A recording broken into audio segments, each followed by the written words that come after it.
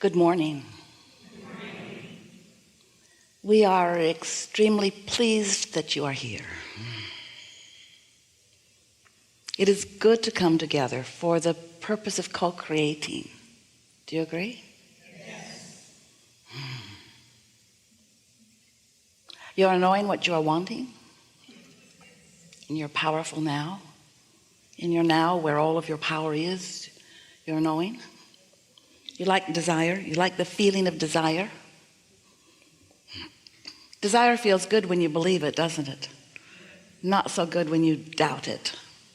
Wish I didn't want that thing I want. I felt better before I wanted it. Because wanting it and doubting it is miserable. Hello. Can you feel that your desire gains momentum?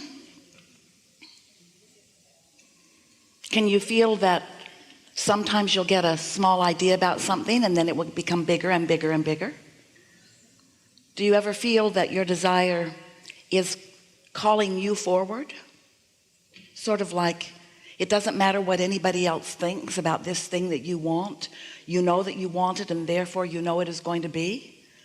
And so even though others may doubt it or maybe even not want you to want it, your desire is so clear, so pure, so unrestricted by your own doubt that the doubts that others have are completely irrelevant. We really like it when not only are the doubts of others about what you want completely irrelevant, but we really like it when your own doubts are irrelevant. But they can't be, can they? Your own not believing in what you want can never be irrelevant, because it's an active vibration that is within you.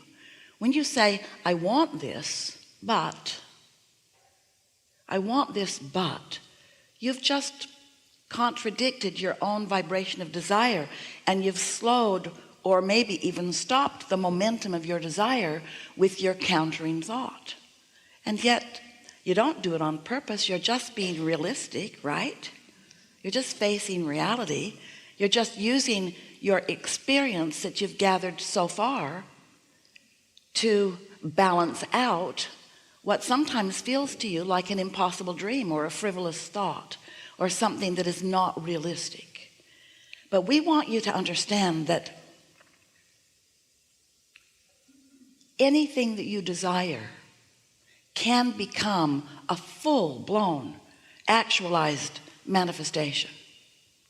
But what keeps new wonderful things, new even more wonderful things, from exploding onto the landscape of your own life experience is you are so good at translating through your physical senses. And so reality to you, for most of you human darlings, is what you can translate through your physical senses. So if you can see it, then you'll believe it. Seeing it and hearing it and smelling it and tasting it and touching it, that's real, because you can see it and others can too. But what about that, whatever it is that you desire that you can't yet see? If you use what you can see as the dominant basis of what you offer vibrationally, and what you're seeing is the absence of what you desire, now you're offering a vibration about the absence of what you want all day, every day, because you're not seeing it, and you're not seeing it, and you're not seeing it, and you're taking score. And you're saying things like, where is it, and why doesn't it come, and how long is it going to take? And then you look around at others and you notice that some of them have what you want, and then you feel jealousy because they've got it and you don't have it. And it's because you are facing reality all day, every day, and not often are you creating reality all day, every day, because you're letting your vibration, you know what we mean by your vibration? In every moment that you are conscious, awake, you are offering a vibration. Your attention to anything is causing you to offer a vibration that law of attraction is responding to. So you're getting back what you're giving out all day, every day.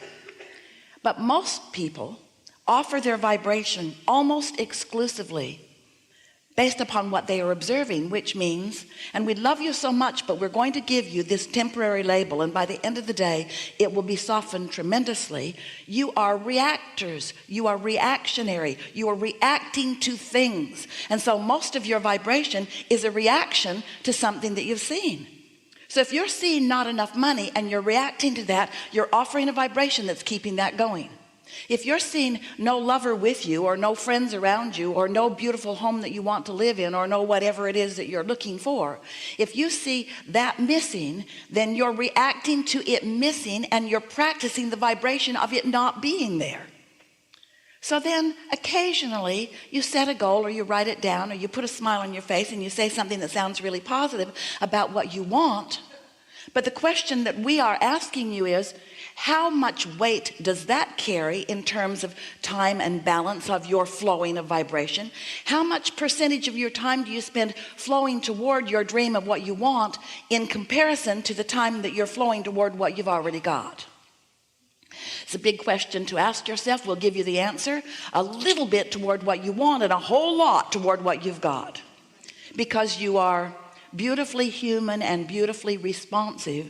You're so good at the reason that you came here that you're shooting yourself in the foot with your expertise at doing it. And what we mean by that is you're so good at translating vibration into this physical realization of reality through your physical senses that has more meaning to you. When you say I want to be real, you mean I want to weigh the pros and the cons and the pluses and the minuses, and I don't want to leave out any of the facts. Sure, I'll talk about good things, but I must equally talk about bad things, because I want to be an objective human who is facing reality.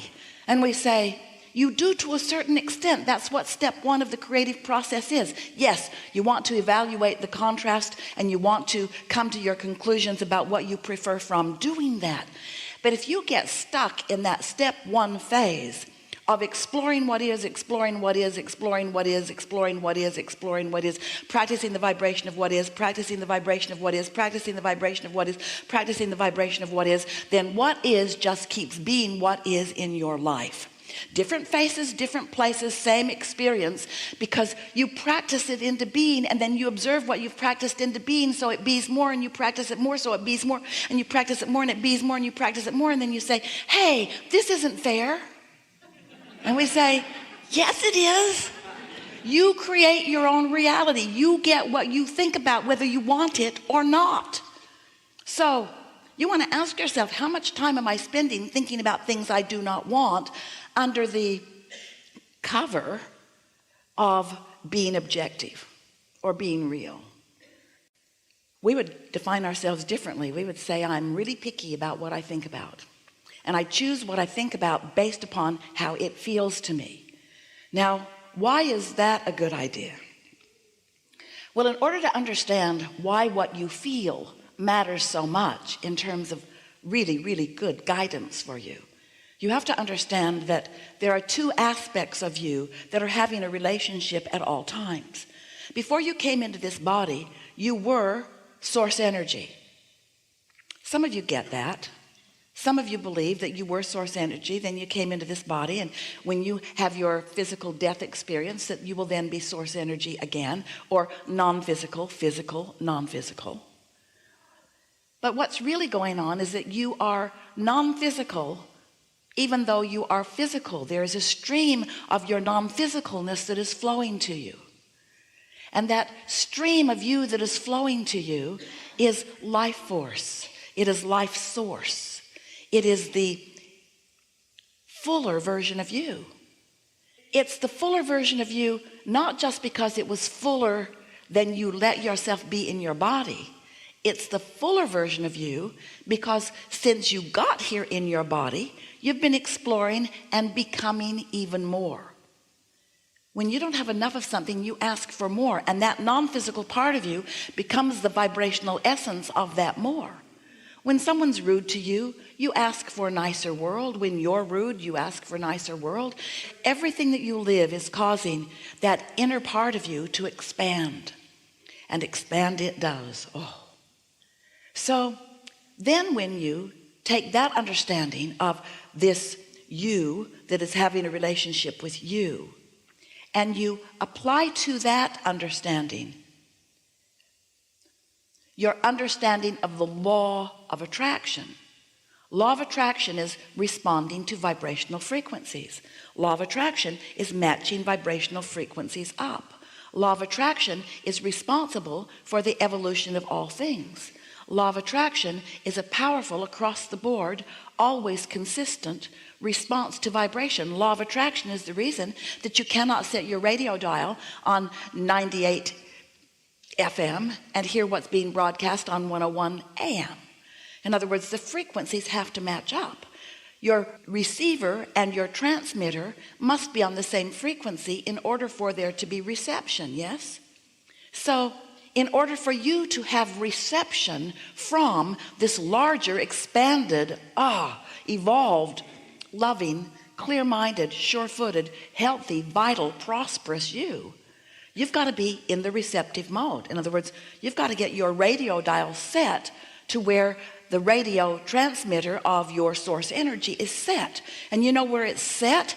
It's set on you being loved. It's set on you loving. It's set on you prosperous. It's set on you succeeding. It's set on you happy.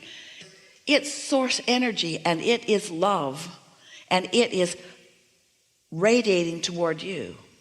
You are the dominant focus of your own inner being. So you can blend with that by choosing something that you too feel love about, or you can contradict it by choosing something that you are pushing hard against. And you can feel by the emotion that is within you which you're doing. You know the difference between the feeling of love in your belly and hate in your belly. You know the difference between clarity and confusion. You know the difference between confidence and insecurity. You can tell when you're tuned in, and you can tell when you're not. And so we just want to remind you that you are source energy in physical form who have come into this body and into this leading edge time and place to sift through the perfect balance and variety in order to come to your own perfect conclusions about what you prefer. And when that happens, you launch a vibrational rocket. You launch an intention that the source within you becomes an immediate match with. And then law of attraction begins responding to that expanded version of you. And you can feel it. You can feel when the larger part of you begins exploring an idea and you don't go. You feel all pensive and frustrated and fitful. You can feel when you have caused something to begin moving and you don't go. And you can feel when you do go, because that's when you soar. That's when ideas begin to flow. That's when the entire universe is at your beck and call. That's when it feels like you have a concierge in the sky that's just lining everything up for you. And everywhere you go, doors are opening, people are smiling, and things are helpful. And you can feel the power of your intention.